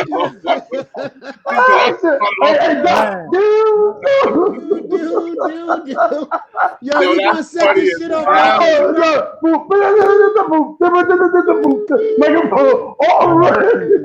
Yo, that's funny as hell. And play his verse too, and play Mel's verse on there. Oh shit! Oh man! Oh, that's first on his. Yeah. Oh man! I shut the circuit down. Oh man! Oh, we got it. Oh, that was crazy. That was crazy right there. All right, that was crazy. All right, y'all. All right, y'all. Well, we got all right, similar Swiss. I appreciate y'all. Yeah. All right. Yo, hey. Peace. Teddy. Yo. Teddy. Yo. Oh yeah, Teddy. Yeah. Yo. So Babyface said, hold up. So Babyface said, okay, since Teddy's getting ready, I'm just gonna play something real quick because Teddy fucking up over there trying to give a live concert. He got fucking people that he got the stage hands. Teddy had stage hands. Nigga had the camera crew. That nigga had grip. Babyface had the studio. Babyface was behind the studio boy and the good time. Hold on, but Teddy Riley shit fucking up. I'm gonna take this out real quick. I'm gonna go do shit. Teddy get shit together. That nigga said, did you do that? He said, you did that? He said, no, that was a remix. Is that a remix? Is that a remix? Oh, we doing remixes now. Oh, we doing remixes now? Oh man. Oh shit! I gotta go. Yeah, go ahead, man. We all All at right. you, Taim. All We right, love Love, bro. we peace. love y'all brothers, Yes, man. All sir. We right, all love right, y'all brothers. all right, cool. Love y'all, man. Salute. Thanks, bro. All right, yo. All right, Salute. salute. All right, Joe. Oh, Salute. Everybody on Twitch, oh shit. stay tuned in. It ain't over yet. Everybody on Twitch, stay tuned in. We had a just a gigantic moment. But we got some more. We got Bobby Sessions. I call him one of the most important voices of the new generation. You gotta hear his album, and we're gonna bring him in to talk about it. Bobby Sessions, my brother. Good. I can't hear you. All right, yo, you got me? Yeah, now we got you, my brother. How you feeling? I'm great. Was you beholding that hip hop moment right I there? was a witness to history. I feel good. Man, man, you know, hip hop is such a beautiful thing, man. And I know in your album, first of all, let me bring up the album real quick because this is I Yeah. listened to Hey, this Bobby. joint. Yo, what's up, my Oh, brother? there you go. There go the Hey, bandit. what's up, B? How you feeling? I'm good, man. There you go. There go Eric Sermon, man. Eric, Reggie. have you heard Bobby's music yet? No, I haven't heard it. I'm Man, here now, though. man, you got to listen to this brother's music, man. He just dropped this. I wanted to say the title correct. Revolution Chapter 3: The Price of Freedom. Yes, sir. Real crazy project, and he talking that joint, man. I told him I think somebody kidnapped him from Public Enemy or something back in '91 and Nice, shot him in the future to nice. 2020 because it was something that we needed. It's something that Okay. we really need, and of course, Bobby, I know you familiar with Eric. I want to link y'all, man. Maybe y'all could do some work because Eric Yeah, of course. I still got got him. some of the deadliest beats on the I planet. got him. It'll I be an got him. honor. It'll be an honor. I love working with legends and building with I legends. got him. Yes, sir. Yeah. So we gonna link it. Bobby, you got this whole project, man. You really talking about what's going on. You capturing um just everything that's so important. And for the people that's watching this and may not know, we have two generations of Def Jam. Eric Sermon, EPMD on Def Jam really brought the streets and or held down the streets for the label. And now, Bobby, you got a chance to be the new flagship of the label because Def Jam is kind of just starting, you know, from ground zero, from the executives to Right. to the new artists. Of course, they got some flagship artists still there, the Big Sean's, the YGs, but you know they got a whole new crop of new artists, and you're one of them, man. How does it feel to be signed to such a staple in hip hop? It's very important. I mean, it was a part of a manifestation of mine. I had Def Jam Records on a dry erase board in 2014 on my refrigerator, and it was something that I was actively manifesting. And when Paul Rosenberg was the CEO, I was his first signing, and everything came full circle from there. I felt like with the music that I make, it's all about making like raw, uncut shit, and I felt like that was the best home for it, and it's turned out good thus far. I want to continue to build on that foundation. How did you get on Paul's radar? Paul, he does keep his ear to the streets. You see what Shady has done with Zelda, obviously Eminem, but you know the lineage of the people that Paul has worked with. How did you get on his radar? My manager J Dot, I've known Paul for quite some time, and when I was making Chapter 1 of Revolution, the Divided States of America, we had records like Me, where I'm talking about police brutality, and I dedicated that to my cousin that got murdered by law enforcement in 2012. He heard a lot of these records early, and once he heard it and I explained the vision to him, it was a done deal from there. Yeah. You got the first song that you got on the album is called Still Alive, featuring Royce the 5'9". And You guys get into some really topics, some really important topics. You talk about surviving the oppression, and you say we won't die. Tell me about that. Break that down to me. Yeah, so obviously Royce is one of the greatest lyricists to walk the planet Earth. First got the experience being around him in 2018. I had opened up for Prime around summer of 2018, him and Premier. And I've always just had an admiration for his craftsmanship. The way he pieces words together is second to none. So since that moment, we knew we wanted to get a record together. It was all about making sure the timing and everything was right. And with that Still Alive record, the whole Revolution series in general, the whole series is meant to play from the first song on chapter 1 until the last song on chapter 3. It all plays like one thing, like how you have different seasons of a show on Netflix. Wow.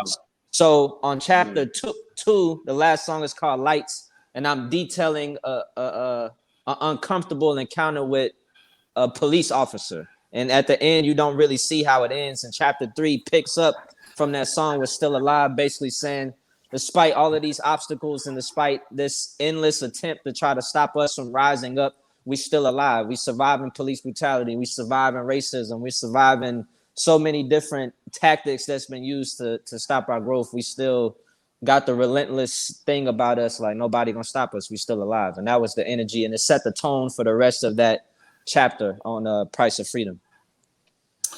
Eric, since we got you here, man, I just want to ask you, when you hear about some of these themes being addressed by some of the newer artists. I mean, there's an EPMD album cover when you and Paris Smith are surrounded by the police and dogs.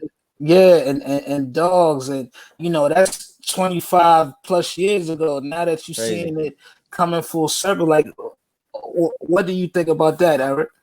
No, I just think, like, except for just hearing him speak, I get chills because, again, it was only J. Cole and Kendrick.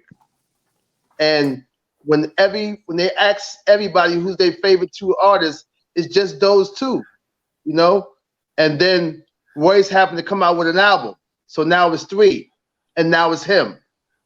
The world, you can't. My son plays that ratchet music, but then when the songs go around, then hip hop comes on, and he likes that too. So you can't tell me that you can't influence somebody to hear something different. That's a lie. They don't want him to make that record because it's knowledgeable. That means it's giving the other black kid or the youth to think about doing something different or giving them insight. So I believe in that. In that letter that Crazy Bone had got, I believe that's what happened. I believe they got rid of everything that was conscious to put that negativity on there to keep us going backwards. I believe that wholeheartedly.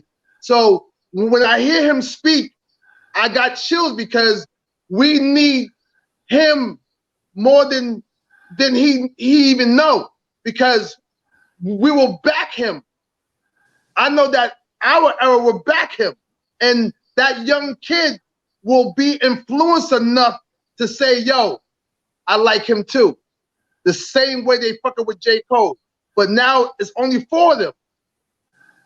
I wish it was more. Listen, I'm not mad about what people do. We had that back in the day, Pee Wee Herman and all the other stuff and dances and the whole 9, but it was a balance. We don't have a balance now. You're only choosing one side. It don't work like that. And that's why you seeing what's happening right now. We didn't work that way. It was a balance. Everybody was able to win. Hip hop is the only genre with no categories. Rock, they got heavy metal, soft rock, alternative rock, pop, easy listening. They put everything in one barrel in hip hop. Of course we fighting, because ain't no categories. We don't. If they made neo soul for R&B. They gave Jill Scott and D'Angelo a platform for them to win. Right. So you want my man right here to go in hip hop to compete with all that other stuff? It's hard to do. Yeah. But he still chose that route. He chose the route of what he knows, and that takes balls to choose that route. And Paul saw it like he saw Griselda. Griselda is doing 90s rap, and they winning. It's my favorite shit in the world is Griselda right now. That's what I'm saying right now. Yeah. That's how I feel. Yeah. Bobby, have you ever had any pressure, anybody try to influence you to go against like what you're doing? Like they might say, man, that ain't really selling right now. That's not on the top of the charts. Yep. Have you had that? I would say on a light level. I think I've been in a position where we put so much into this type of music that we knew we had a good understanding on how to explain it. And if you didn't get it, we just wasn't. We're not bending anywhere because this is what I'm supposed to do. I feel like every artist, you have a crossroad decision of like, you can go here, you can go here. And for me, when I first started rapping, it was about respect. Before I even knew I wanted to spread a message or any shit like that, it was just about, I wanted everybody to know that I was nice and that it was really about being nice. No, hold up, B. Nice. Hey, B, hold up. You heard that shit? He's a youngin'. That's all we wanted to be back then. When I first came out, is to be nice. I want to be nice. That's it. Well, to be nice. Like literally. Go ahead. No, I was gonna say E on his album, one of the first records, he said he wanted to be the greatest of all time. Like he's not playing with it. He's not playing with it. Right. Cause it's like, why do it? I mean, now I have other reasons why to do it, but that was the driving factor. How I even started rapping was when I got to college. I never thought about rapping. My goal was to go work at ESPN to do some Stuart Scott, Stephen A. Smith kind of thing. Because I played sports my whole life, and I knew I wasn't gonna play at a collegiate level or a pro level. So I wanted to go on ESPN and talk about the game. That was my whole plan, leaving high school, going into school.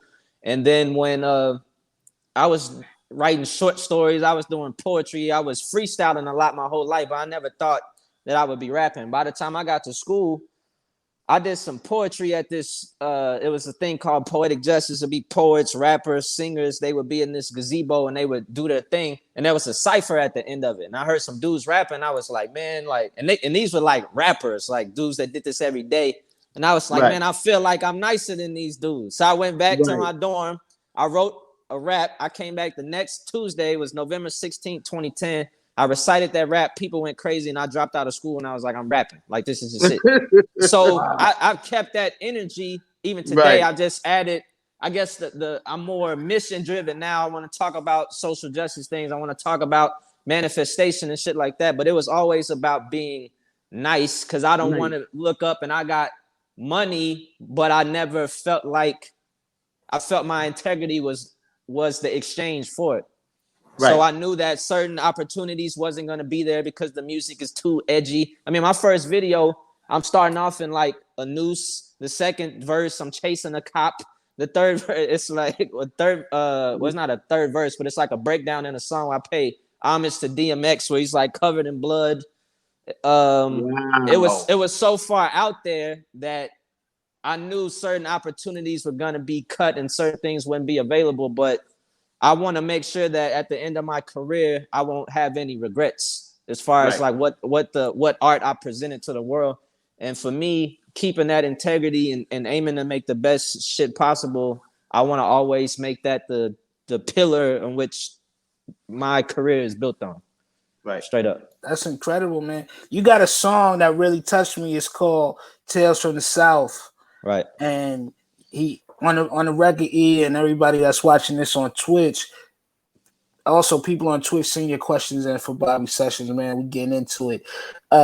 You talk about actually your cousin that died, that was killed by the police, but you found out about it on Twitter.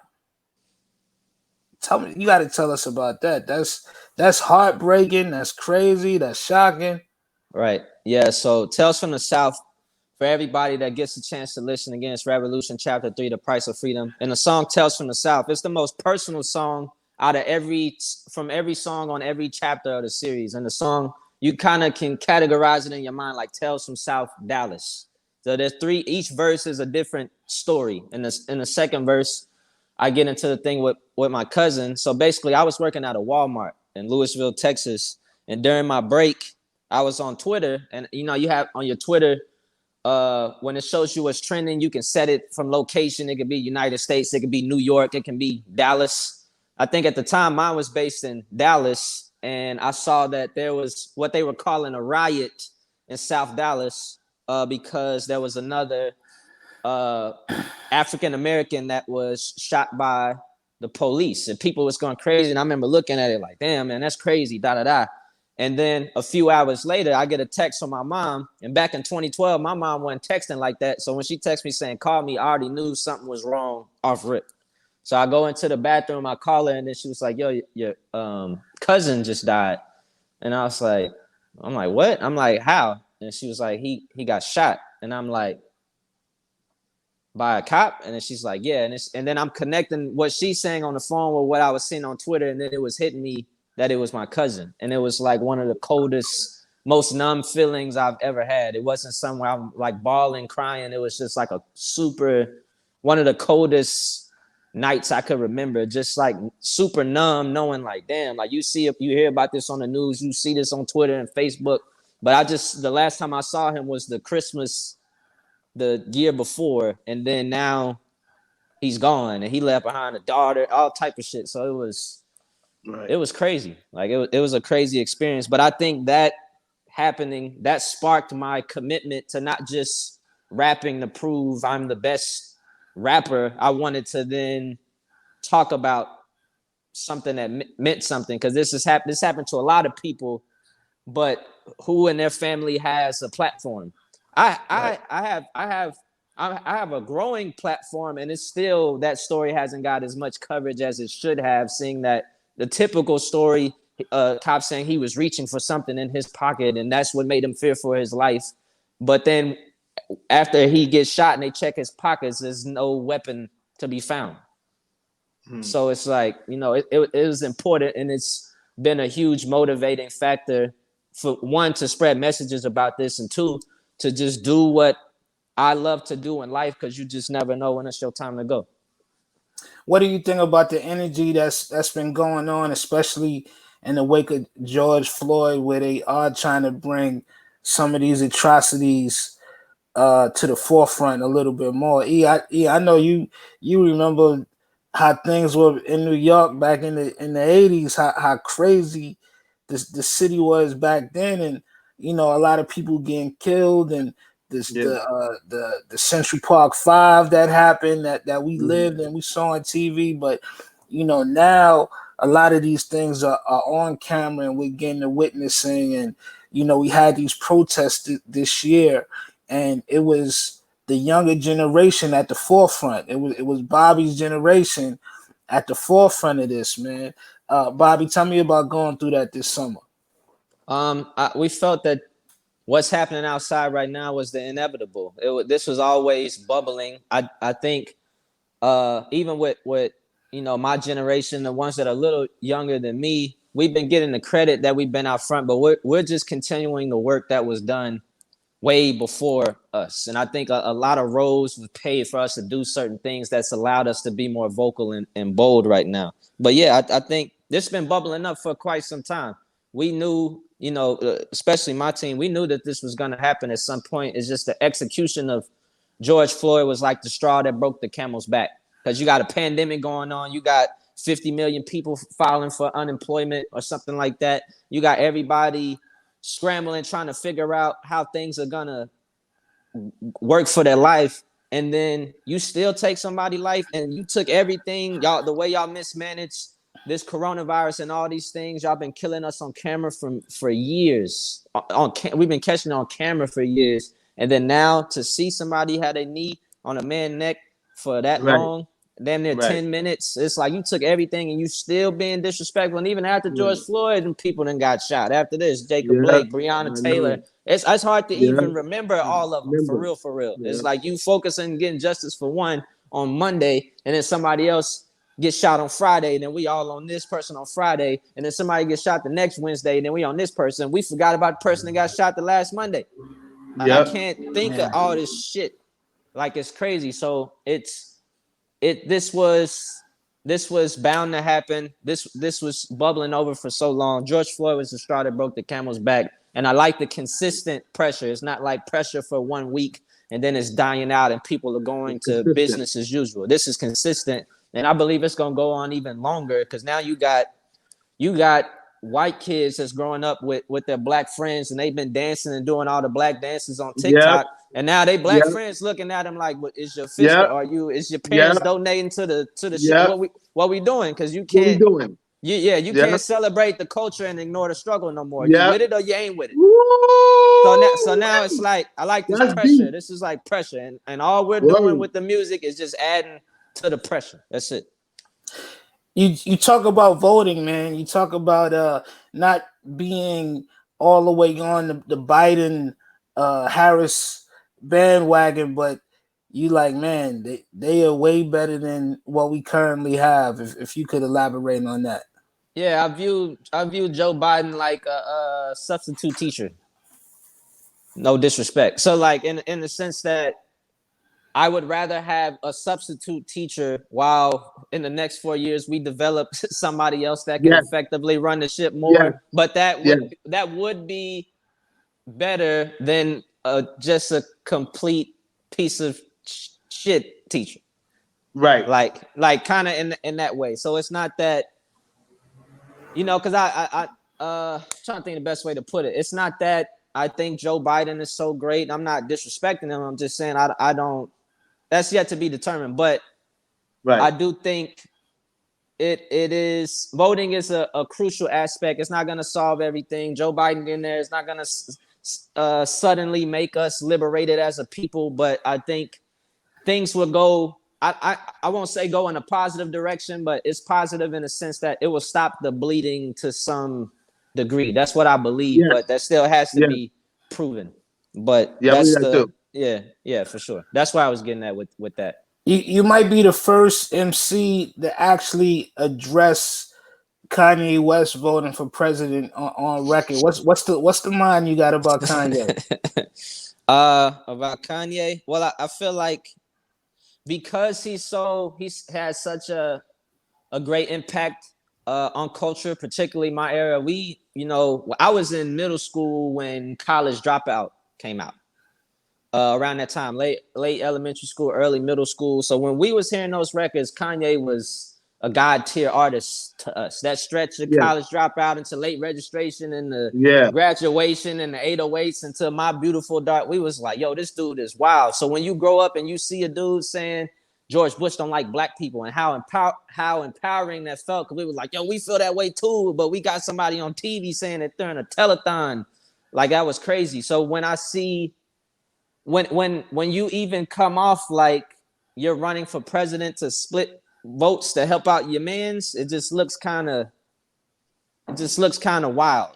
And I don't know if that really was your intention, but it's just looking like that. I don't know, but it's just looking like that. And because I want to give you the benefit of the doubt, because I wouldn't be the artist I am today if I didn't digest a ton of Kanye West music.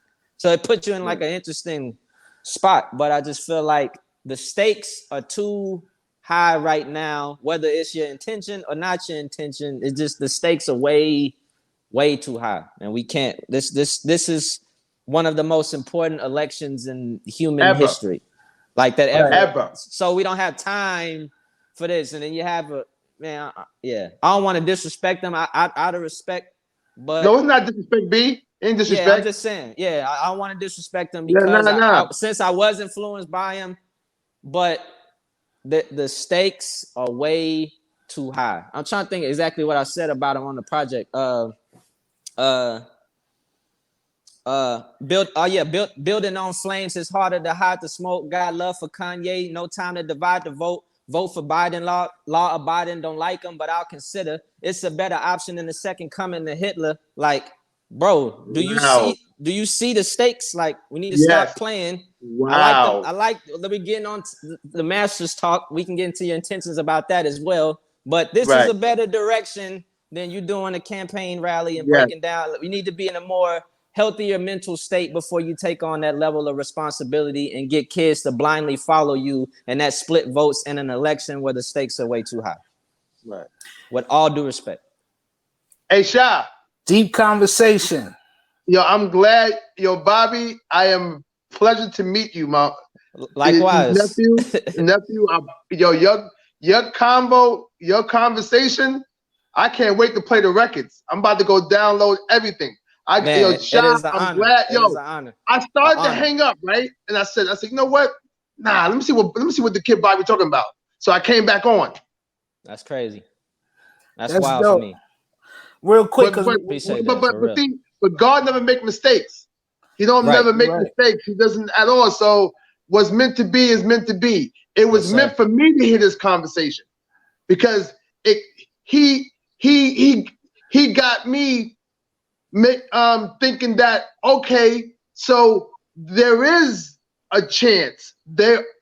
People do want to do this culture.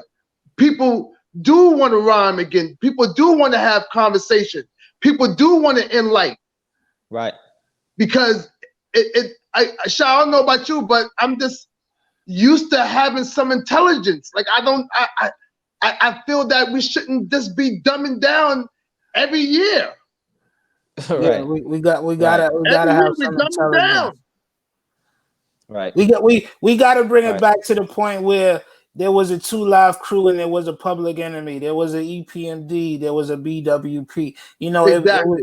it was a lot of balance.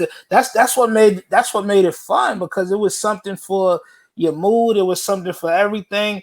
But when the shit would really hit the fan, everybody would step up. You see that Luke, you know, even though his music was raunchy, Luke and his crew had to get political at a certain point, and they had to talk about, you know, real things. USA. You know? Yeah. It's serious. Before we let you go, Bobby, me, Eric, Redman, and Rockwilder had a great conversation earlier about these contracts and some of the unfairness that's going along in the music industry. Kanye West, he put a lot of that out on Front Street today. He actually put his contract on Twitter. I know, I know you saw that. I wanted to know, what did you think about that? And then how does that correlate to your song? You have a song called Reparations. Right. It's really big off of this project. Yeah. Hey, B, your album saying all this shit you doing. God damn, homie. And he dropped the album on 9/11. Yeah. Wow. You know, this was just the energy. I feel like to address your question with Kanye, seeing somebody post their contract on Twitter is wild. That's like wow, but it's the most 2020 thing I've seen. So it's fitting. I think they're important conversations to have. I think that the dialogue that sparked from it is really good. I think one of the main things that I see that's missing from these conversations, in my opinion, is reparations. Reparations. I think a lot of, when it comes to artists and the contracts that they're signing, I think a lot of these things are situational. I think it's disgusting if there's a corporation that's made a ton of money off of Black art in particular, and that artist has the funds to acquire their masters, and you deny that. I have a very serious problem with that. That's one. Yeah, but two, on the other hand, when we have conversations about ownership, a key thing that always needs to be brought up with ownership is, if you can go into a label from the jump and have your masters, but are you willing to put up your own bread to pay for all your studio time, pay for all the producers, pay for them to run and go get you an ounce of weed, pay for your music videos, are you willing to come out of pocket for a lot of those things? This is how you get them splits to those points, in my opinion. In any business, separate from the music business, in any business, if you have a financial relationship with someone and they have the bulk of the money, it's going to be extremely difficult for you to dictate the terms of that agreement unless you have this previous history that you sold a certain amount of things that's going to give them the comfort to give you the money and the ownership because that bet is safe to them. So until we got to have that conversation with it. Yeah, we need to be owning shit, but what comes along with that is us putting up our own money. If you put up your own money, you're going to have more say-so, period. So if you don't have money, you either have to decide, do I want to take their money, but sacrifice a bit of ownership and bet that it's going to be successful enough to me to have money to either acquire the masters later or take that money and invest in things outside this business that's going to bring me money? Or do I need to go a patient route, which means I can't stunt on Instagram in the short term and invest to build your shit from the ground up, but you own your shit? Yeah, right. I think that conversation is extremely important, and it's very nuanced. This is why I say it's situational. If somebody is 21 years old and they got 4 kids and they're in a market where they're not going to sell or they don't think they can grow in that market, and someone offers them the deal, I'm not going to be the one to advise them not to take that. And at the same time, if someone has a tremendous buzz and then a label approach them, want to give them a deal, I'm not going to advise them to take that deal if they're moving already. It depends on what your situation is. It depends on what your goal is. Do you want to be an artist that's doing 20,000 in Brazil? That might be pretty difficult to pull off independent. So you need to decide where are we going to go on this crossroads? It always goes back to that. Which route do you want to go? Each one has its pros and cons. Ownership is not this magical thing where everything is going to be okay. But there's invoices that comes along with that. In ownership, that means owning everything that comes out and controlling what comes in. So if you're ready for that responsibility, we should all be working towards that. But we have to understand what comes. It takes money.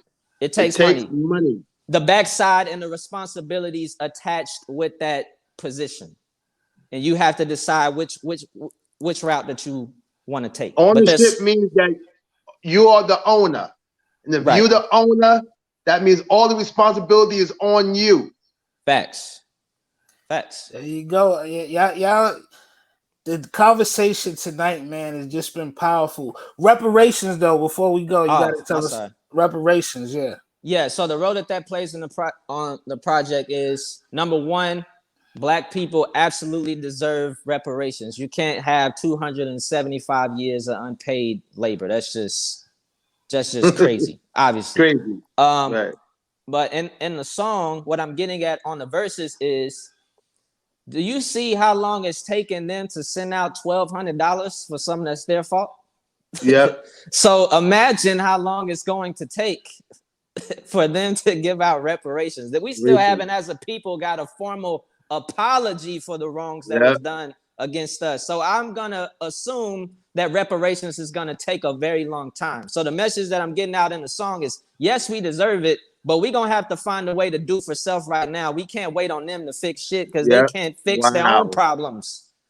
Wow. So that's the messaging in the song. Like, how can we practice group economics with ourselves, with our Black dollar right now, while we're still fighting to get what we're owed here? But since they're taking a long time to pay that out, they taking a long time to pay out $1,200 to white people. They're going to take a damn long time to pay out some real reparations for 275 years of labor. They taking a long time to pay out from people missing work for 90 days. White people. Right.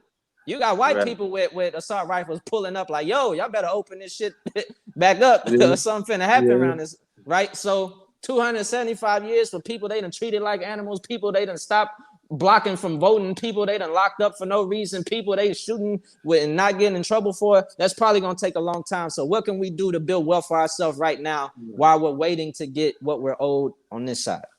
Wow. Y'all got me turned up. I'm hyped now. I'm hyped. Powerful. We say protect Bobby Sessions at all costs. This guy is very necessary for the he's culture. Crazy, man. Hey, B, it was a pleasure. It's a pleasure. You're a legend, and it's an honor to speak with you. And I look forward post-COVID to linking up. I'm going to be posting you on my Instagram for a week straight to let my 500,000 fans know who you are. I promise. My brother, thank you. It's an honor. That means a lot. For real.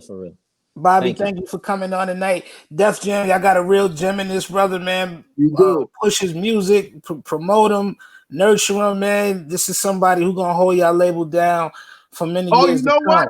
Oh, Bob. Oh no. you got a Halim now. Oh, I'm a take Halim by his neck to make sure that he do the right thing. You got Halim is the A&R up there now. Oh, it's lit. Yeah. It's You lit. know Halim, right? Shad used to be Oh yeah, he from Queens. He used to be 50 Cent man. Yeah. Yeah, Oh, him and that's 50 crazy. still tight. I seen him on the ground today. So Okay, great. It's a beautiful thing, man. We appreciate y'all. Everybody watching on Twitch, keep it tuned in because we are going into hour number 3 right now. Man, we usually do 2 hours, but today is special. Hour number 3, Rockwilder. He's gonna play some of your favorites from Redman, Eric Sermon, EPMD, and of course his own joints. We're gonna definitely have to play some Bobby in there, man. We appreciate y'all for keeping locked in. Go out and vote. Go support this man music. And right now, we're gonna take it to Rockwilder. Man, it's been a powerful night, man. Thank you, everybody. And Rockwilder, take it away, man.